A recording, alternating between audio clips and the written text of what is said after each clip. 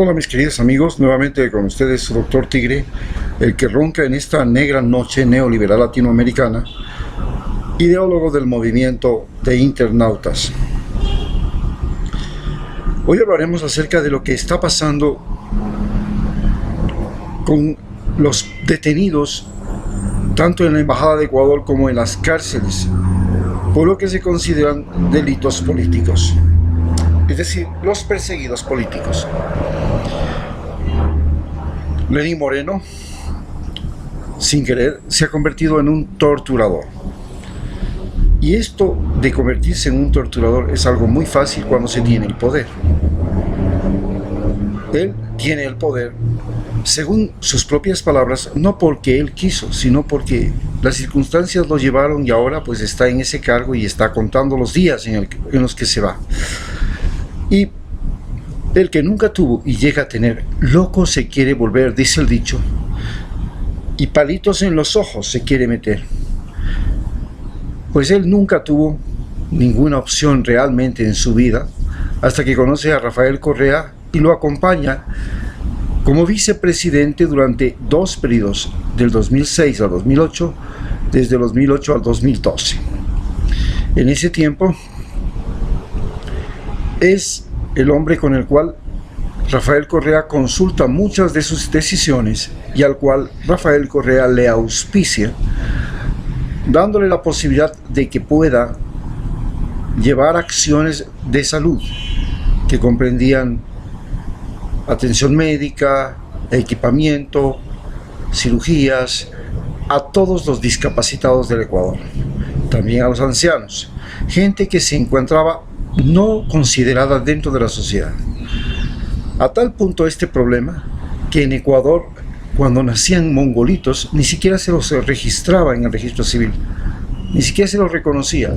El día que el gobierno ofrece un subsidio a los padres que tienen este tipo de personas dentro de sus hogares, aparecen por cientos, y actualmente se estima que el 10%, 1.600.000 personas, están entre discapacitados y ancianos postrados dentro del país.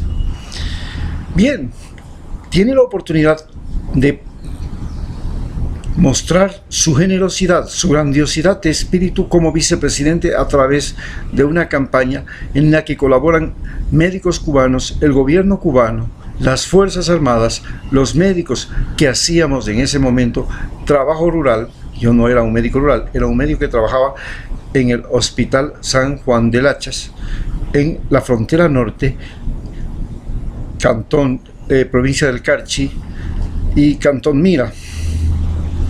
Bien, éramos parte del problema fronterizo, y en la zona donde yo estaba llegaban muchos de los refugiados a Agua, que son una nacionalidad indígena que vive a los dos lados de la frontera ecuatoriana con Colombia, en lo que se llama el río Mira, el río San Miguel. Pero, ¿qué es lo más importante de esto? Que un hombre que se sentía simplemente un ser humano bueno, generoso, preocupado por los otros seres humanos de condiciones inferiores, los más débiles, cuando llega al poder, en lugar de preocuparse por los más débiles, ofrece todo su capricho, toda su voluntad, todo su empeño en favor de los más ricos, a quienes primero les condona una deuda de que superan los 4.000 millones de dólares, luego coge el dinero suyo y mío que está en los impuestos, y estos dineros de los impuestos, además de los ingresos petroleros, que ahora han subido porque estamos con un petróleo que ya se acerca a los 80 dólares, y este excedente petrolero lo coloca en los bancos del Estado, especialmente en la Corporación Financiera Nacional, para que sean a su vez prestados a los más ricos del país. Por supuesto, también hay un préstamo para los que quieren construir viviendas, porque pues él no tiene la capacidad de construir viviendas del Estado para los más pobres, sino que ofrece a los que están afiliados al IES y a los que pueden pagar un crédito a través del Banco del Pacífico para construir sus viviendas, es decir, la clase media. Bien, En estas circunstancias caen detenidos dos personas. Ya en el año 2012-2013 es detenido Julian Assange, que está refugiado en la Embajada de Ecuador, cuando él es presidente y luego cuando él está en Suiza y está defendiendo los derechos humanos. Entonces, el gobierno de Rafael Correa acoge un pedido de asilo en la embajada de Julian Assange, pero el gobierno británico no le permite salir. Al momento, Julian Assange no tiene ningún cargo en su contra, no tiene ninguna razón para ser detenido. La única razón por la cual el gobierno británico lo sigue manteniendo detenido es porque tenía que haberse presentado en una corte, y eso significaba solamente como un máximo de 6 meses de prisión por no haber cumplido con la orden de un juez. Después de eso, no existe ninguna acusación contra Julian Assange en Inglaterra, no existe ninguna acusación contra Julian Assange en Suecia, y tampoco existe en realidad una acusación contra Julian Assange por parte de los Estados Unidos. Julian Assange tiene el gran problema de que si regresa a los Estados Unidos, Donald Trump no lo quiere, porque en ese momento tiene la posibilidad de revelar ante la Corte Suprema de Justicia de los Estados Unidos que él ayudó a la campaña de Donald Trump. ¿Cómo ayudó? Porque publicó los archivos secretos de Hillary Clinton, y en ese momento Hillary Clinton perdió las elecciones cuando ya las tenía casi ganadas. El problema es de dónde los obtuvo los archivos de Hillary Clinton. Ahí es cuando se presenta el problema. No es un problema publicar, tampoco era publicar, es un problema ni un delito publicar noticias o informaciones por internet o sobre los secretos de Estado de los Estados Unidos. No es un delito. El problema es quién robó las informaciones. No fue Julian Assange, fue Manley, y fue también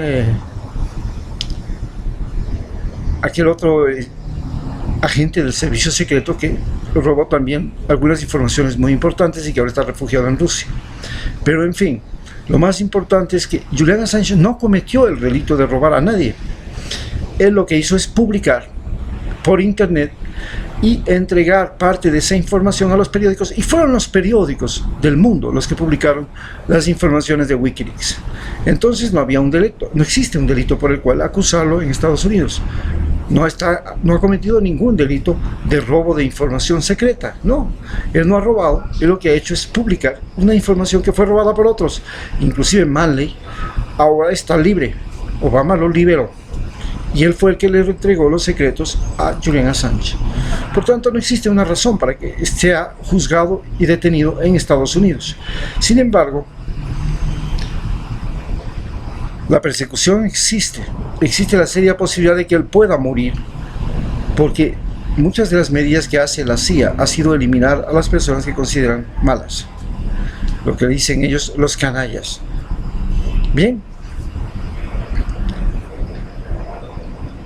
Julian Assange se encontraba en la Embajada de Ecuador protegido por Rafael Correa, pero cuando llega el Lenín Moreno, él le quita ciertos derechos que tiene todo ecuatoriano cuando está dentro de su embajada.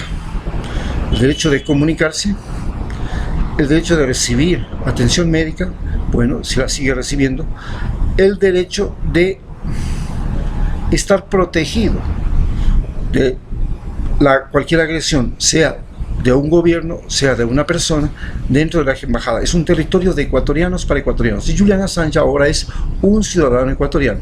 Y se le quita el derecho de recibir visitas y de comunicarse por internet.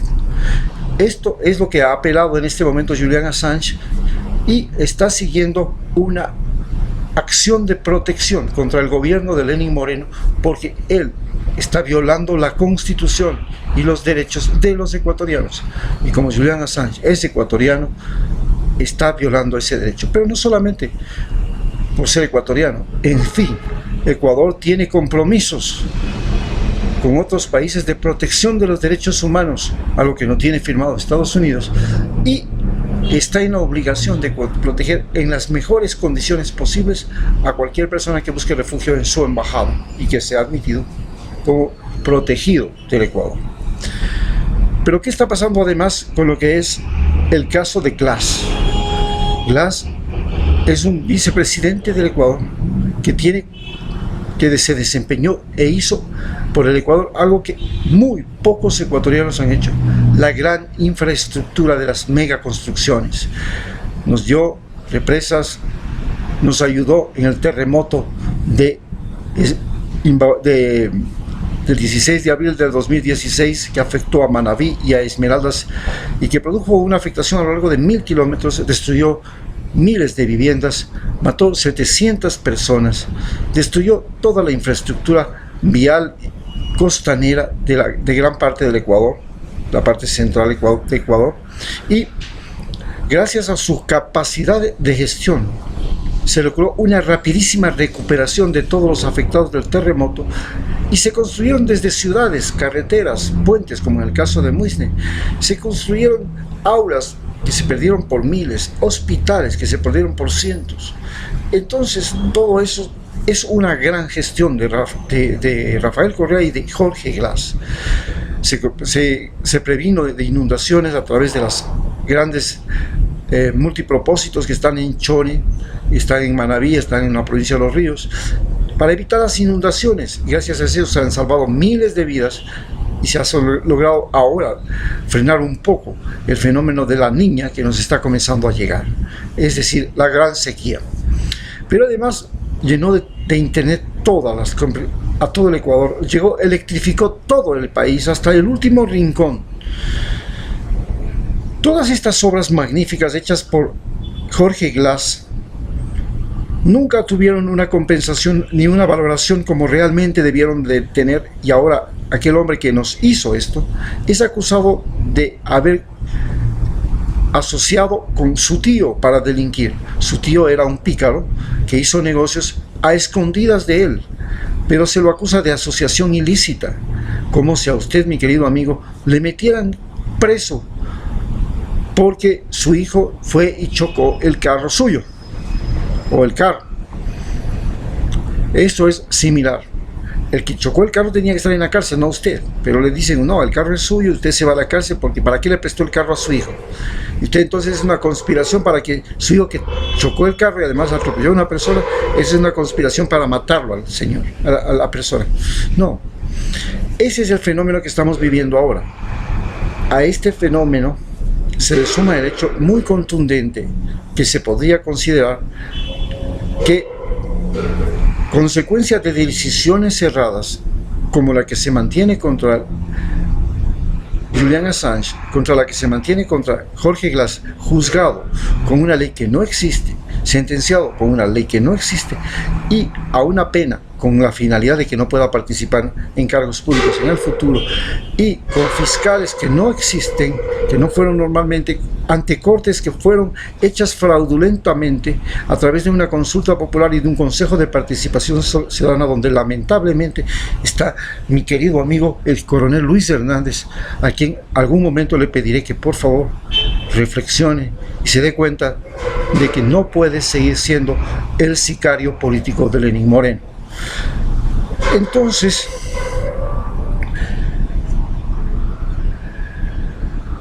en estas circunstancias nos enfrentamos al hecho real de que Lenín Moreno se ha convertido sin querer en un torturador, más aún cuando decide trasladarlo al vicepresidente a una cárcel donde están los delincuentes más peligrosos del país. Y en esa cárcel Jorge Glass ha decidido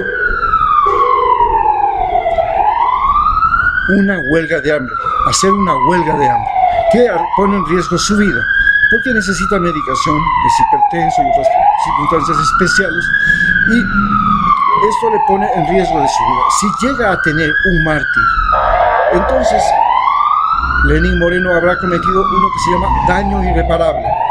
Ya tenemos un daño irreparable, que es el daño moral que ha causado dentro de Ecuador, porque todos los ecuatorianos hemos perdido la confianza en su palabra. Tiene la maldita costumbre muy quiteña de prometer y prometer y prometer, y no cumplir, no cumplir y no cumplir. Es una costumbre cultural de la gente de Quito, que cuando dice, va al mercado, dice, ¿cuánto vale esta frutita? 50 centavos. Ah, sí, qué bueno, ya regreso, no, ya le voy a comprar. Nunca regresa. Esta maldita costumbre de mentir sin necesidad está tan arraigada en Lenín Moreno que no puede hacer una sola intervención cada semana sin prometer algo que no puede cumplir. Esta es la situación en la que nos estamos viviendo, y eso es lo que ha afectado. Se ha convertido en un torturador y al mismo tiempo en un mentiroso compulsivo. Miente sin necesidad. Tiene que salir en su programa y prometer que va a dar el bono, que va a construir, que va a hacer otro, pero todavía tiene 40 universidades que no ha construido, no ha hecho casas, no ha hecho obras, no tiene nada que mostrar. Mientras que Rafael Correa cada sabatina mostraba las obras que hacía, y al final de su mandato llegó a hacer una obra cada día. Aquí, señores, solamente hay promesa y promesa, y algún regalito de $200 para unos 4 o 5 que salen a hacerle propaganda. Utiliza simplemente las pequeñas donaciones que hace a las gentes, las casitas las pocas casas que entrega, para utilizarlas como gran propaganda. Hace todo por propaganda, no por obra. Muchas gracias.